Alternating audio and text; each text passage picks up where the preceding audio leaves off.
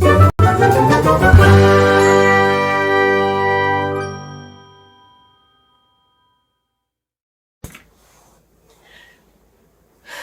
friends!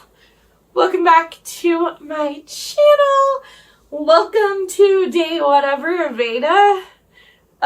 In today's episode we are continuing to Marie Kondo all the books.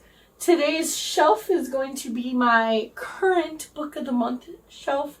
This will no longer exist at the end of August because I hate the way that I did my books. I don't know what I was thinking. And yeah, we're just gonna simply go through all my books and then we're gonna reorganize all of them. So let's get into going through them all. Just like yesterday's or last time when we did this with my books in the closet, I'm going to grab every single book. We're going to talk about it. We're going to figure out if I want to keep it, unhaul it. So I'm going to start up at the top and go all the way down. So the first half all the way to right here where my little thing is. These are all books that I've read, so I'm assuming that most of these are going to be keep. I probably won't unhaul very many book of the month books at all, but you never know. We will see. The first book is The Last Word by Taylor Adams. This was a pick back in May. So last month, and I've already finished this one, clearly, because it's in my red pile. This is Jelly Bean. He thinks the world revolves around him, so could you give him some love in the comments below? Again, I haven't really started, but last time when we did this, I told you to trash my TBR. I still want you to do that. Obviously, the first half are books that I've read, but once we get there, I will let you know. I want you to trash all the books. Tell me how terrible they are and how much I don't need to read them so that I can unhaul them. That would be very helpful. Alright, let's get back to The Last Word by Taylor Adams. This was really, really good. It was 5 stars for me. And it all starts with a bad book review. So Emma is she bought this book on Kindle and she read it and she didn't like it, so she left a bad review, and now I think it's like a week later and now she's house sitting in the middle of kind of nowhere, and I think someone's watching her, and there's like an author that's pissed that she gave him a bad review. And it was fun. So I'm going to be keeping this one for surezies. The Push by Ashley Audrain. The first time I attempted to read this, I DNF'd it like 50 pages in because it says thrills and chills. It's more of like a literary fiction with horror elements. But this one really got in my head. It's about this mom named Bliss who thinks her child is evil. My prediction was that she had postpartum depression. But I'm definitely going to be keeping this one. Like I said, the ones that I've read, I'm pretty sure I'm going to keep. This is the only Frederick Bachman that I have read so far. This is Anxious People. This one's kind of weird because it's about bank robbery that doesn't happen in a hostage situation that isn't what you think it is. I will be keeping that one as well. We Were Never Here by Andrea Bartz. I did read this one. I think this was her... No, this was not her debut. But this was like a backpacking trip across Chile. I think. Yeah. And it's like these two best friends, Kristen and Emily, are backpacking across Chile, and then things go massively wrong. And, like, this is really messed up. I don't think that I will reread it, though. I would recommend it. I think it was really good. But ultimately, I think I gave it 3.5 or 4 stars. And I am ready to unhaul this one. Whoa. That surprised me. Come here, Jelly. That one surprised me a little bit. Jenna, big. The camera's right there, baby. If you want to say hi. Okay. All the Ugly and Wonderful Things by Bryn Greenwood. This is a literary fiction again.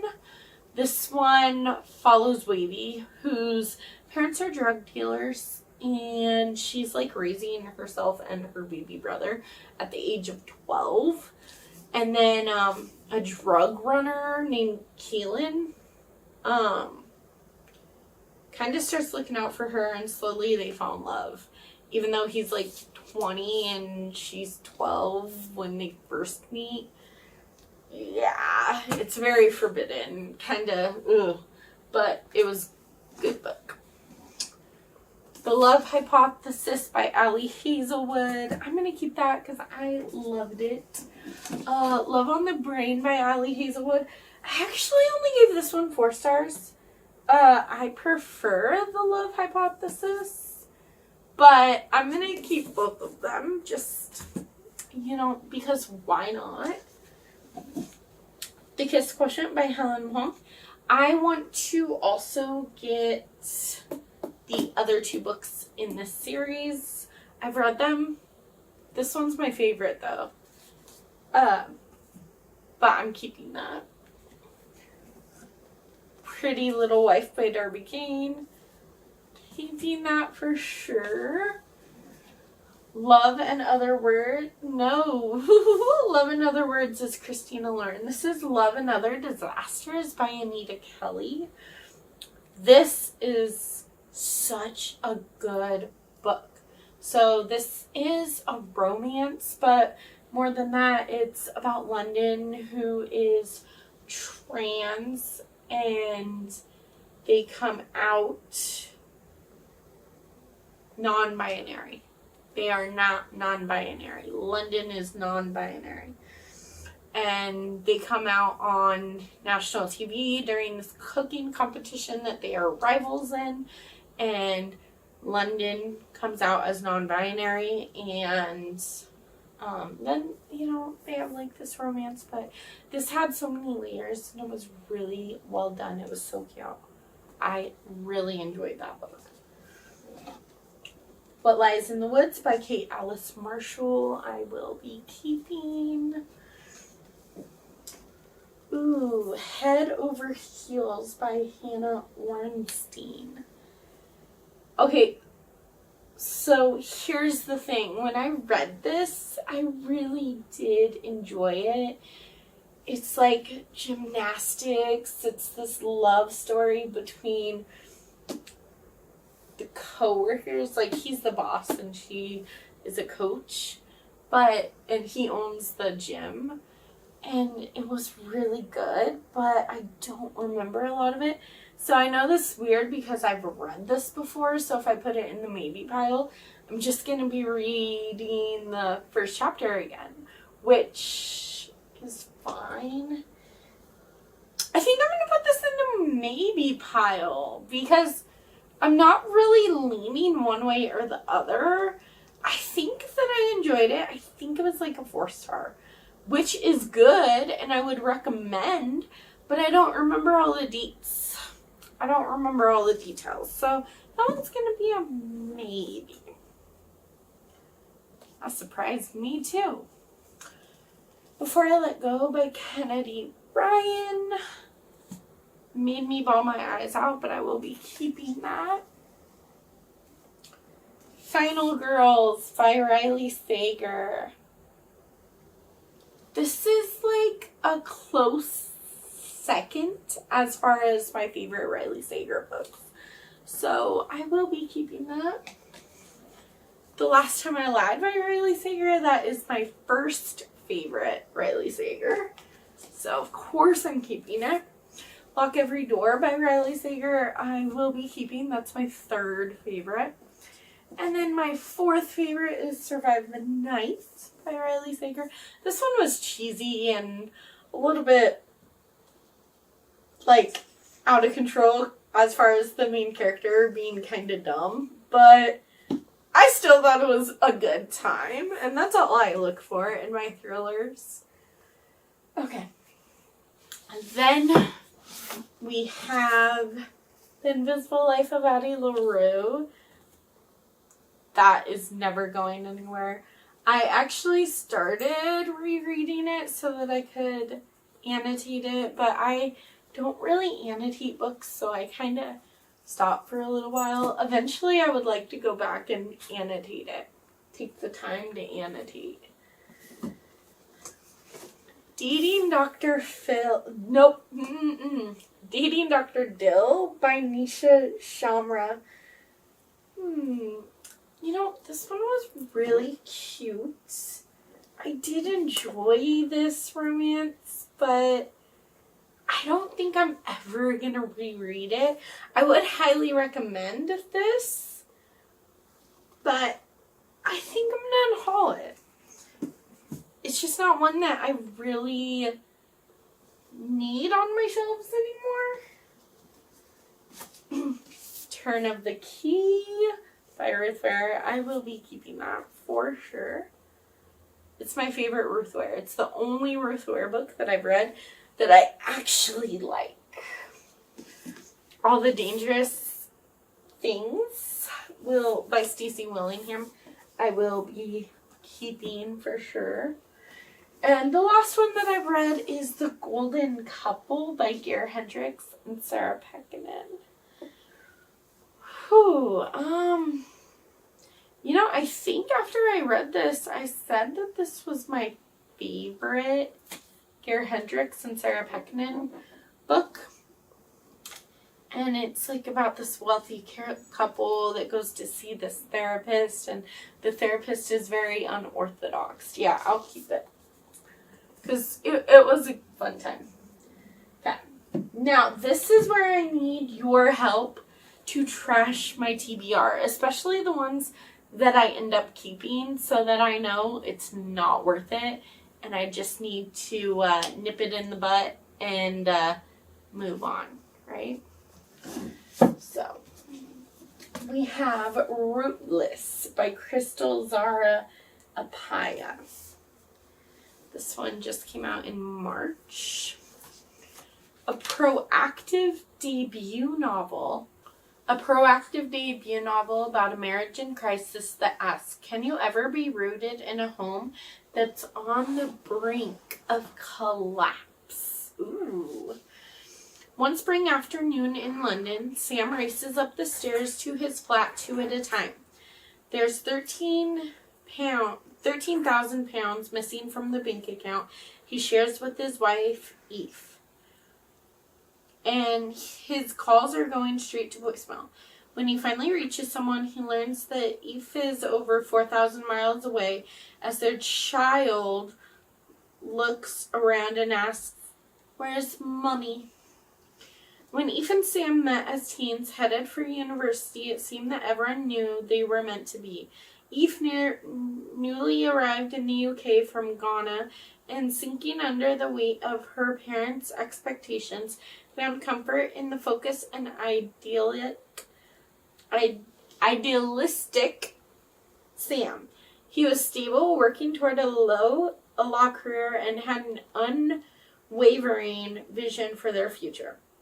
A vision that Eve, a decade later, finds slightly insufferable. From the outside, they're the picture-perfect couple everyone imagined, but there are cracks in the frame.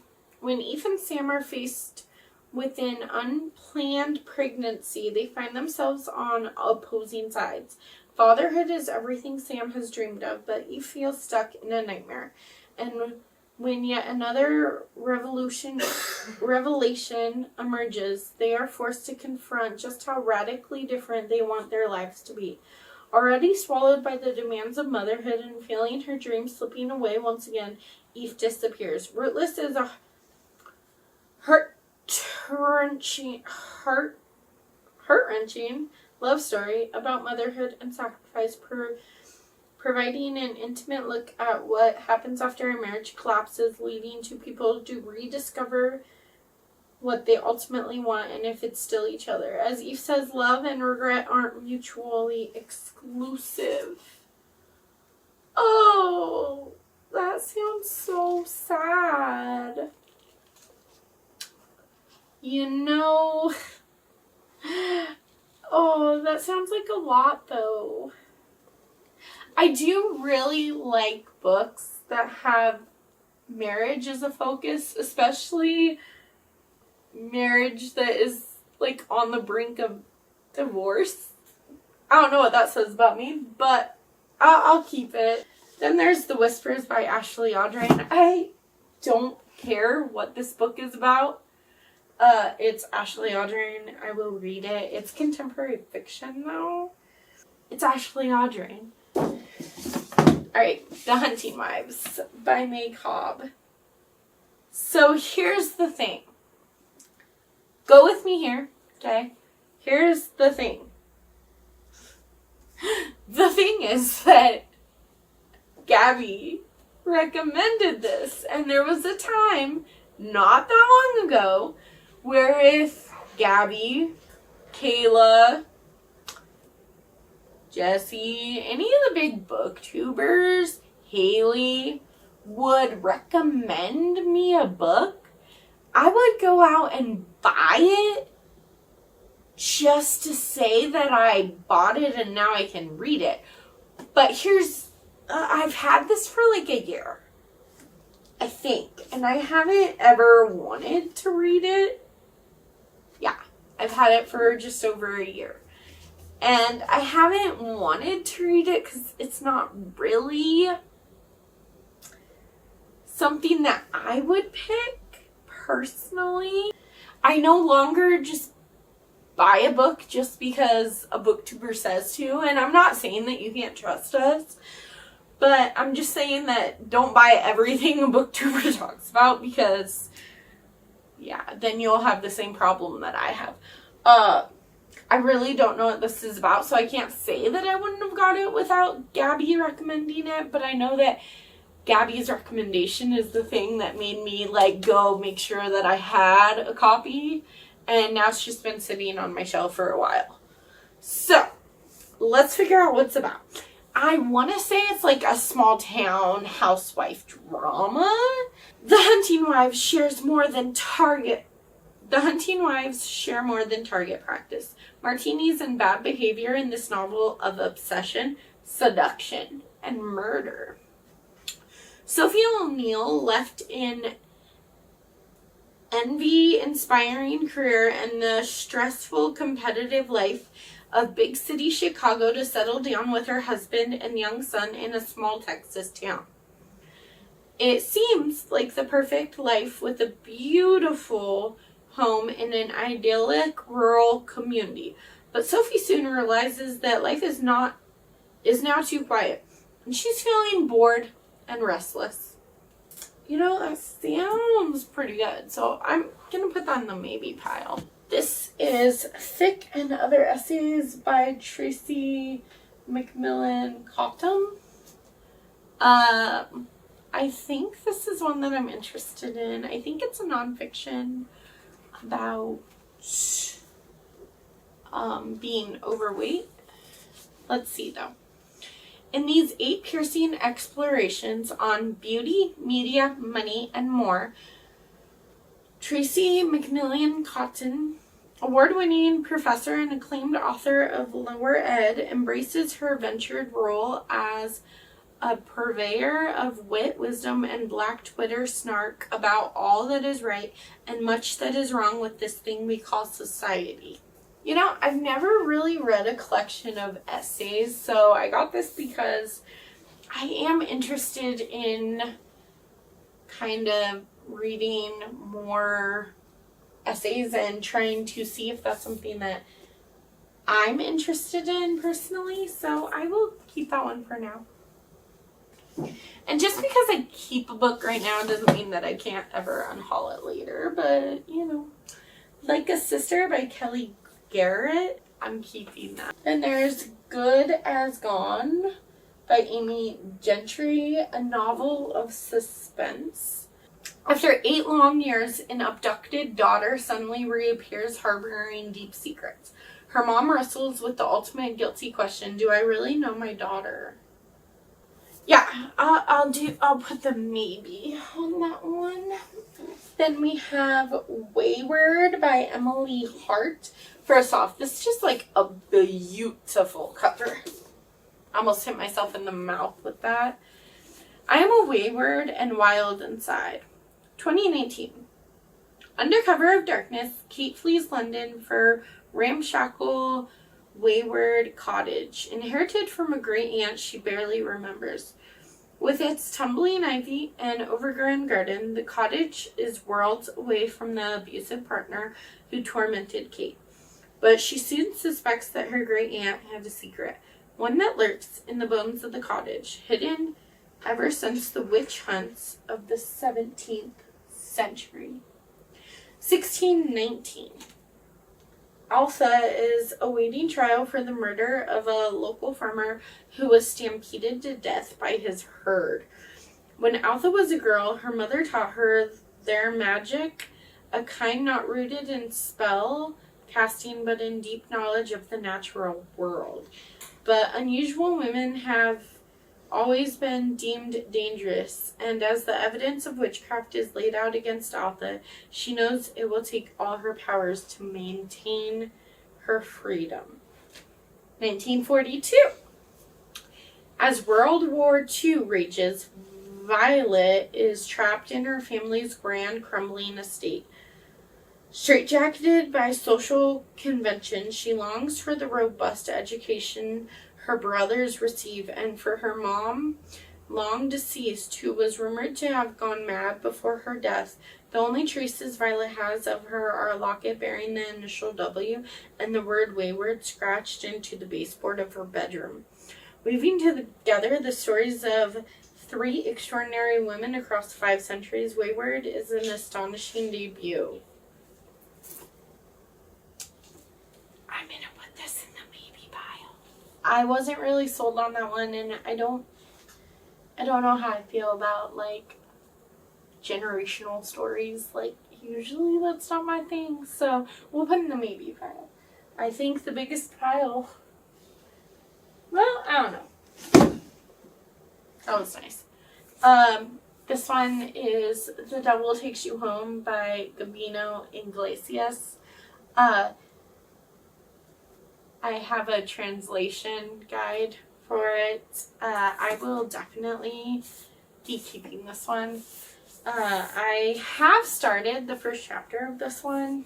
I didn't get very far, but it's basically about this guy named Mario. His daughter has cancer, and him and his wife are going broke because they're trying to pay for her cancer treatment, and they are having problems. And then they're like, because of the stress of the cancer and things like that, him and his wife are fighting, and it looks like they might get divorced. I thought this was a horror novel. I don't know what is the scary part other than like your kid has cancer. That's terrifying. But I connected to it like already, and I haven't even really started it, so it will be one that I keep. Lunar Love by Lauren Kyung-Jison. I'm gonna unhaul this. I Have No Secrets by Penny Jolson.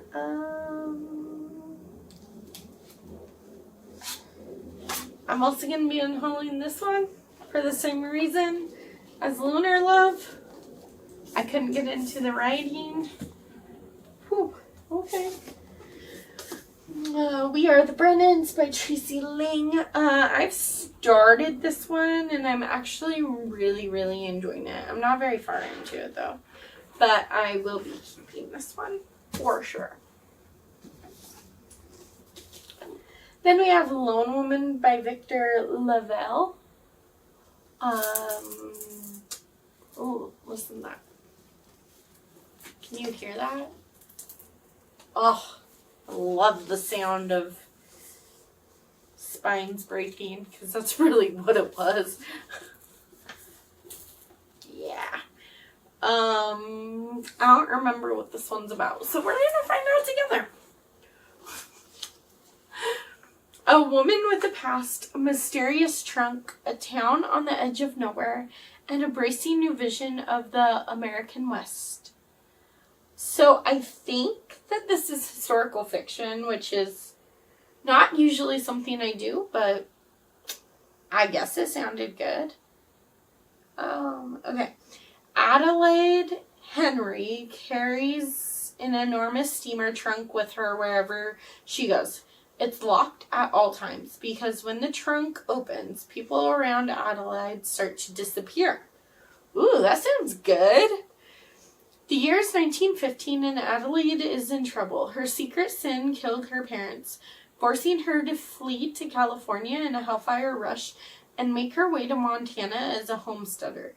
Dragging the trunk with her at every stop, she will become one of the lone women, taking advantage of the government's offer of free land for those who can tame it, except that Adelaide isn't alone, and the secret she's tried so desperately to lock away might be the only thing that will help her survive the harsh territory. What? Crafted by a modern master of magical suspense, Lone Woman blends shimmering prose and unforgettable cast of adventurers who find horror and sisterhood in a brutal landscape and a portrait of early 20th century America like you've never seen. And at its heart, it's the gripping story of a woman desperate to buy her past or redeem it. You know what? That one sounds really good. I'm going to keep that. Then we have People Like Her by Ellery Lloyd. I'm going to keep this one. It's a thriller, I think, but it's about this like Instagram perfect mom. I think she's an influencer mom. And, she has like millions of followers. But then one guy starts stalking her in real life, and I'm excited for that. I know, right? Okay, this is The Last Russian Doll by Kirsten Losch. This is another historical fiction. I know. What the heck? Is this one that I tried to read? I don't remember what this one's about. So it says a haunting epic novel about betrayal, revenge, and redemption that follows 3 generations of Russian women from the 1917 revolution to the last days of the Soviet Union, and an enduring love story at the center. In a faraway kingdom in a long ago land, a young girl lived happily in Moscow with her family, a sister, a father, an eccentric mother who liked to tell fairy tales and collect porcelain dolls. Across the century. I'll put this in the maybe as well. Okay. Oh, we're almost done. We have this last pile right here, and it's not even all the way full. So we got this. Breathless by Amy McClouch. Okay, so I've had this one for a year, and I was super excited for it. I said that I was going to read it in the winter time, and clearly I haven't. But it's like,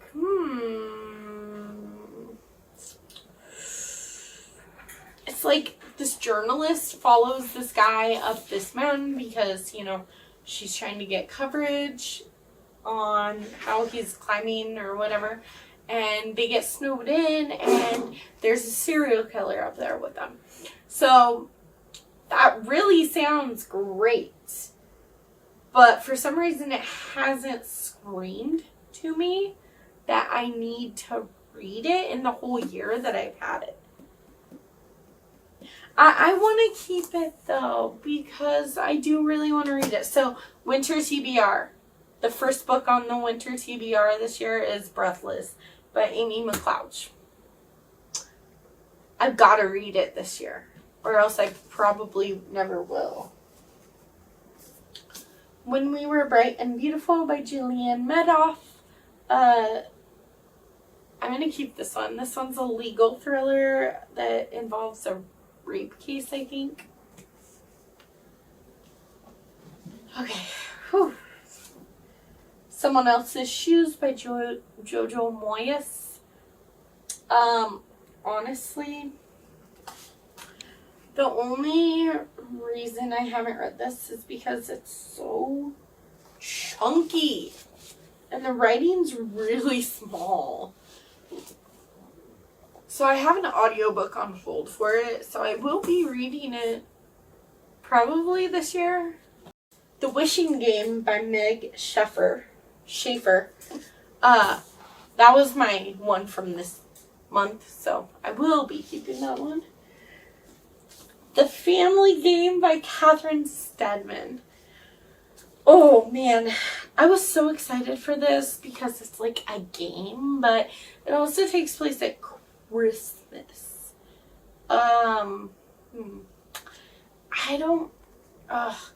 My excitement for this one has gone from like way up here to kind of like way down here now.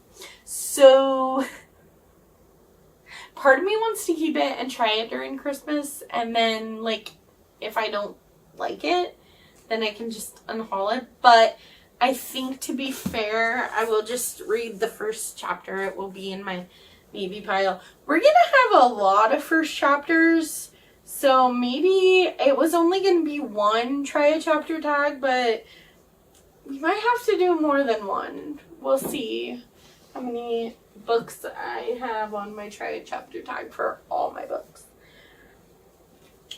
What Comes After by Joanne Tompkins.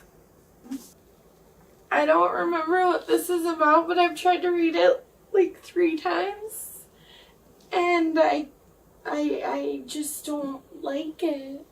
I think the problem for me is that I don't remember. I think that it's the fact that there's too many perspectives and they all sound the freaking same. Like, I love when books have different perspectives, but I have to be able to know whose perspective I'm reading from, or else it just gets really jumbled in my head and I don't like it. I've tried several times with this book, and she's just big. She takes up a lot of real estate on my bookshelves. So I don't even really have to justify myself to you, but I'm trying really hard. I'm unhauling that book, though. Okay. Whew. Imposter Syndrome by Kathy Wing. I just got this from the store, so I'm gonna be keeping it. Like, it was literally in my last book haul. Then Adelaide by Genevieve Wheeler. I think this is a newer book to me, but I don't remember what it's about. In Love.